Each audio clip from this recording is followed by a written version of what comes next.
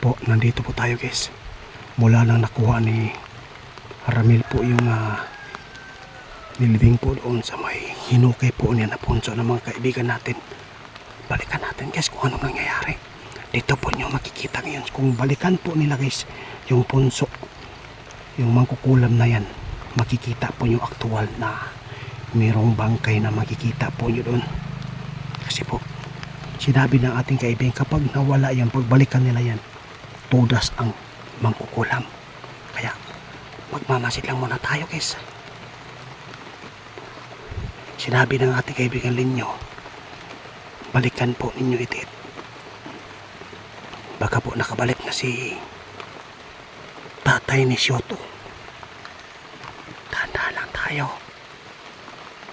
Baka po papunta pa lang sila dito sa may punso.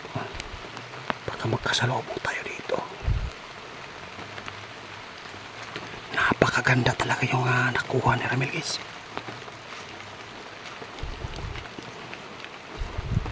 Pati duwindi takot.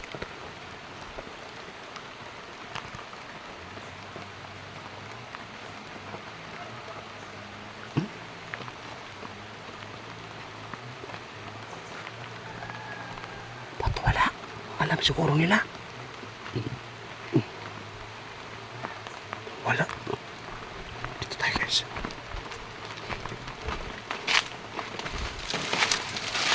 Wala. Galing ah. Baka nandito yung mga kaibigan natin guys. Wala tayong nabutan na magkukulam. Wala. Kaibigan? Nandito na po ba kayo kaibigan? Kaibigan, Shoto, Tay, Tay, ay salamat, nandito. Tay, kumusta si Shoto? Ano pong impormasyon po ka sa kanya?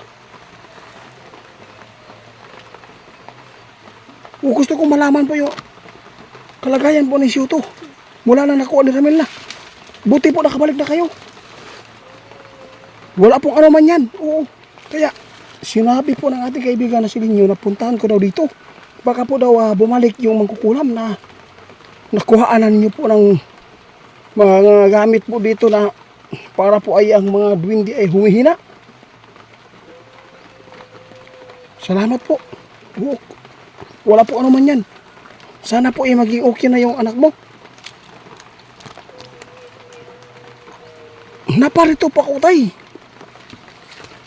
Kasi meron pong nagsabi po sa akin doon sa bago naming pali-out na bahay ba. Meron pong punso doon, no? Kinakausap ko at nagpaparamdam. Pula po daw yung nakita nila na duwindi doon. Kaya gusto kong malaman, baka po kilala po ninyo yung duwindi na pula doon. Ay, hindi mo kilala? Silin nyo ka, no? O sige. Salamat po. Basta gagawin lang po namin yung ano, yung ipapagawa po niyo sa amin. Kung mayroon po mga problema pa, huwag kang mag-alala. Oo, tutulong kami. Ano po ang update po ngayon sa harian po ninyo ngayon? Oo, nagpapasalamat sila guys. Okay na daw guys. Dahil po ay nakuha ang Ramil po dito. Dito po yung ahas guys. Oh. Dito. Diyan sa may puno. Kaya nagpapasalamat tayo kay kaibigan na nakuha na po niya yung nilibing dito, no? Nilibot niya, lagay pala sa kabila. Kaya dito po tayo ngayon guys, para po ay mai-update ko po sa inyo tungkol po sa kalagayan po ng kanyang anak na si Shoto, kung ano na po ang nangyayari po sa kanya. Ang sinabi ng ating kaibigan ay okay na po daw. Kailan po makabalik po si anak mo po dito, Shoto? Oo, sige, okay lang po yan. Oo, maghihintay na lang po kami na makabalik po at makausap natin. Grabe, kumusta yung duwindi na gabay po ng mangkukulam? Saan po ba natin na matatagpuan yan para po ay matapos na po yung kasamaan nila? Alam po ba ninyo kung bakit po kayo nilagyan po? Ha? Gusto po nila na mawala kayo dito. para makapaghasik sila ng lagim.